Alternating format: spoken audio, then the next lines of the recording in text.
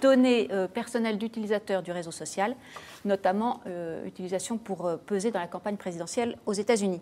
Alors peut-on faire confiance à Mark Zuckerberg? Déjà des voix s'élèvent pour dire que les mesures annoncées par Facebook ne vont pas changer grand-chose.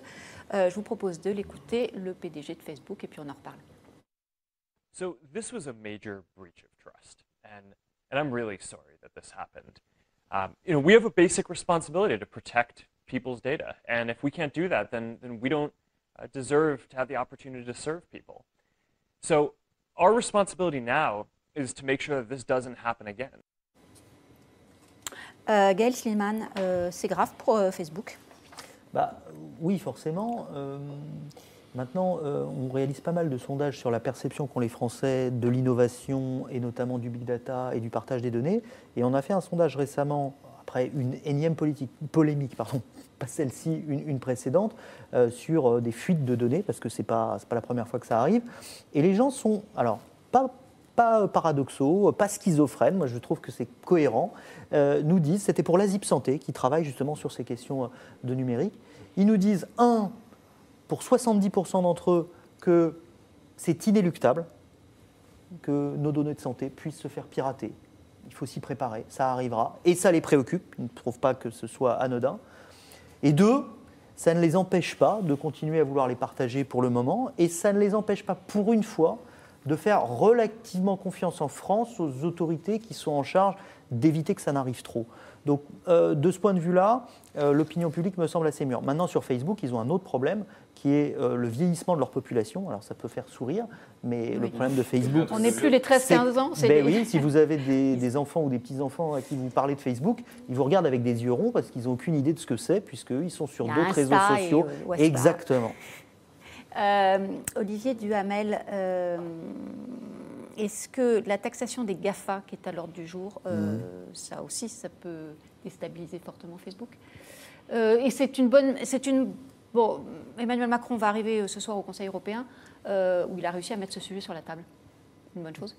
C'est la moindre des choses quand même, je veux dire. C'est quand même hallucinant que ces institutions, ces entreprises qui ont un argent fou, qui ont une puissance colossale, aient pu faire des mécanismes d'optimisation fiscale auxquels on n'a pas été capable d'opposer des règles cohérentes. Donc là, je crois que la seule manière de changer ça, c'est d'imposer sur le chiffre d'affaires réalisé dans le pays, et qu'il faut le faire. Et ce qui est bien, c'est que dans la machinerie européenne, arriver à convaincre de faire quelque chose... Malheureusement, c'est pas fait. Non, c'est pas fait. Alors que Trump, lui, l'a fait. Non, c'est pas fait. Et donc, tout le monde n'est pas d'accord. Premièrement, il faut absolument le faire. Et deuxièmement, alors là, cette fois, comme dans d'autres, mais cette fois plus que jamais, si une fois de plus, il y a un ou deux États qui bloquent parce qu'eux, ils profitent de ces mécanismes, eh bien, il faut que les autres le fassent entre eux en coopération renforcée. Alexis Ballon. Je crois que c'est absolument nécessaire. C'est pas fait. Parce qu'effectivement, il y a des pays qui n'en veulent pas, parce qu'ils profitent de cette... Irlande, Luxembourg, etc. Ce n'est pas ça qui mettra à bas les géants. Il faut bien voir qu'ils sont aujourd'hui tellement puissants. Ils sont plus puissants que des États. Ils sont plus puissants que la Belgique. C'est absolument colossal. On ne se rend pas compte. La seule chose qui abattra les GAFA, c'est le jour où, et je pense que ça viendra des Américains, feront ce qu'ils ont fait autrefois pour d'autres géants de l'industrie, c'est qu'ils casseront les monopoles et les tronçonneront en morceaux en disant « vous êtes trop gros ».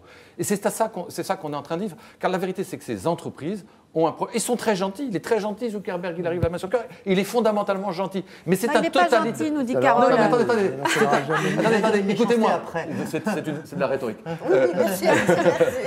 C'est un projet totalitaire. Ils ont fondamentalement un projet totalitaire. Mais c'est du totalitarisme qui est habillé de gentillesse. Ils veulent refonder le monde, ils veulent refaire le monde, ils veulent faire un monde cool et un monde sympa, mais ils veulent le faire en dehors et en dehors de toutes les règles de la démocratie. Absolument. Et là, on arrive au moment où un certain nombre d'acteurs de la démocratie commencent à se dire « ben non ». Carole, vous avez 15 secondes pour conclure sur la démocratie, les GAFA. Non, mais moi, le côté là, Zuckerberg qui joue les naïfs, les étonnés, en disant bah oui, on ne savait pas et maintenant on va faire beaucoup mieux et on va réparer tout ça, n'empêche que Facebook, enfin tout ce monde-là, c'est quand même les champions de la rapidité. Et lui, là, c'est le champion de la course de lenteur, parce que pour répondre, aux demandes du Congrès américain qui veut l'entendre, etc., là, tout d'un coup, il n'y a plus personne. Donc oui, antidémocratique au possible. Donc, si je comprends bien, à la question « Faut-il croire au mea culpa » de Mark Pas du Zuckerberg, c'est non pour vous. Merci beaucoup à tous les quatre. Et je vous propose de rester sur Figaro Live. Il y a un focus de Lucie Ronfaux, notre spécialiste des nouvelles technologies, tout ça, avec Ariane Lecoeur. Merci, à demain. Nouveau point de vue présenté par Guillaume Roquette. Une belle chute.